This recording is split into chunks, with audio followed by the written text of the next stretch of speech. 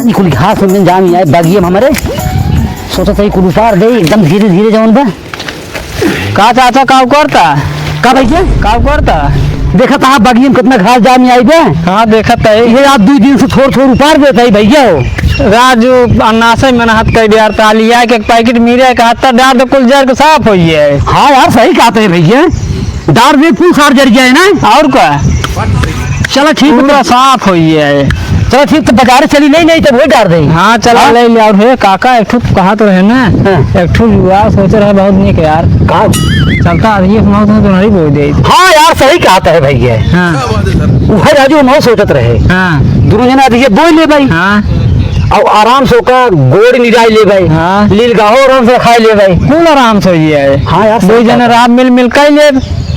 चलो तो बाजारों से दियो लाइट बोल दिए जाए। हाँ चला चला और जब हो ये आए हाँ। तब हमार लड़कवा आए जाना हाँ। और तोरे एक ठो पट से और घरे भूज के खाई ले। क्या बात है, राजू हमार लड़कवा तोरे पट पट क्या बात है किस सर? पट पट तोरे मतलब दूर तोरे हमार लड़कवा दूर तोरे भैया काहे के दूर तोरे हम ज्यादा मेहनत कर दे ज्यादा खाद दिए डाल दे भाई काहे के ज्यादा खाद दिए डाल देवा जब दिए प्राय तो बराबर बराबर कहिए है ना।